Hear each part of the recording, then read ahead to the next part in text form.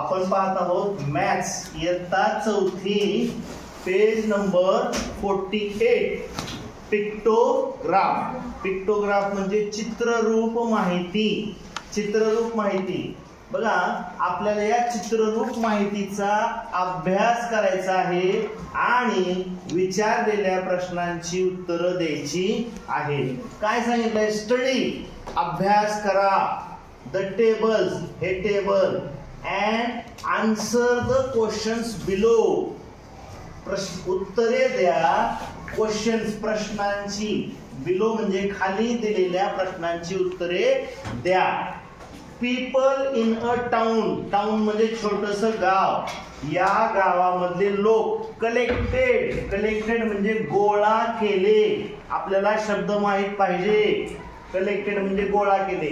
Add, add म्हणजे साहित्य, साहित्य, गावातल्या लोकांनी साहित्य गोळा केलं, कशाचं, कशासाठी? फॉर म्हणजे च्यासाठी, कशासाठी गोळा केलं? फ्लड, फ्लड म्हणजे पूर, अफेक्टेड म्हणजे परिणाम झालेला, म्हणजे पूरग्रस्त, फ्लड अफेक्टेड म्हणजे पूरग्रस्त लोकांसाठी काही गावातल्या लोकांनी, एका गावातल्या लोकांनी काय केलं? साहित्य जमा केलं।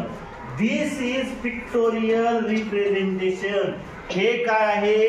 पिक्टोरियल, चित्रमय, रिप्रेझेंटेशन म्हणजे सादरीकरण, चित्राद्वारे हे सादर केलेलं आहे। तर ऍड, गिवन, ऍड, एड म्हणजे साहित्य दिलंय, साहित्य दिलंय, काय दिलंय? मेडिसिन म्हणजे औषधे, फूड आयटम्स म्हणजे अन्न पदार्थ, आणि क्लोथ्स म्हणजे कपडे, आणि ऑदर म्हणजे इतर साहित्य दिलेलं आहे। आता इथं पुढे काय दिलंय? Number of families who helped, अशा फॅमिलीज आहेत की ज्या फॅमिलीजनं मदत केलेली आहे। आता इथं चित्ररूप माहितीमध्ये आपण आधी समजून घ्यायची की मेडिसिन, औषधे किती लोकांनी दिली, ती किती दिली? 1, 2, 3। पण इथं एक महत्वाचं खाली स्केल दिलेला आहे, हा बघायचा आहे स्केल। एक घर म्हणजे 20 फॅमिलीज आहेत, एक घर म्हणजे 20 फॅमिलीज आहेत। तर मेडिसिन हे 20, 20, 20, 60 लोकांनी काय दिलेलं आहे? औषधं दिलेले आहेत। फूड आयटम्स 1, 2, 3, 4, तर 20 गुणिले 4, मग इथं काय करायचं? 20 गुणिले 4 बरोबर 20 चोक 80, इथं 20 गुणिले 3 बरोबर 20 त्रिक 60। इथे किती आहेत? क्लोथ्स किती जणांनी दिले? स्केल किती आहे? 20, क्लोथ्स दिलेला आहे, दोनच हे दिलेला आहे, तर 2, 20 into 2 = 40, आणि इतर साहित्य दिलेलं आहे 1, 2, 3 फॅमिलीचं चित्र दिलेलं आहे। एक म्हणजे आहे 20, 20 + 20 + 20 = 60। ठीक आहे। आता आपण येऊयात प्रश्नाकडे। आता याच्यावर प्रश्न कसा विचारला जातो हे आपल्या चौथीच्या पुस्तकातलं आहे, सेमी, आणि हेच असंच तुम्हाला इयत्ता 5वी स्कॉलरशिप मध्ये असा चित्ररूप माहिती दिलेली असते आणि प्रश्न विचारलेला असतो।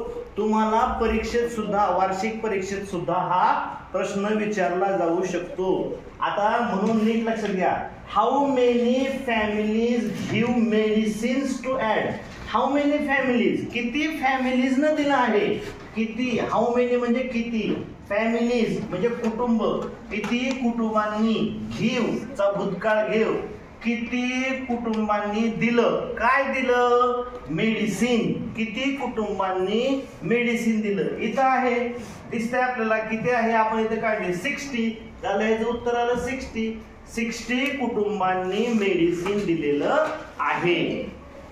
त्यानंतर आता प्रश्न काय आहे? व्हॉट, काय, फ्रॉम ऑफ हेल्प, काय, कोणती मदत आहे?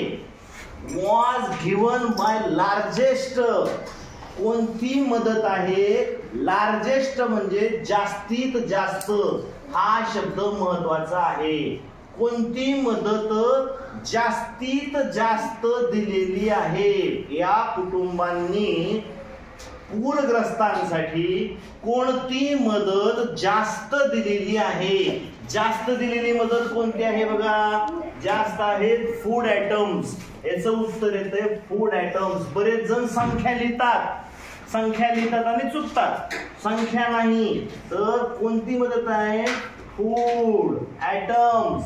ITEMS म्हणजे अन्न पदार्थ. फूड आयटम्स हे सर्वात जास्त दिलेले आहेत. आता पुढे तसाच प्रश्न आहे. What form of the ad was given by list. List म्हणजे सर्वात कमी. हा शब्द महत्वाचा आहे. हा सर्वात कमी नंबर ऑफ फॅमिली. सर्वात कमी कोणती मदत केली गेलेली आहे? सर्वात कमी कोणती मदत केली गेलेली आहे? इथं किती दिसतात? 2च घर म्हणजे क्लोथ्स. CLOTHES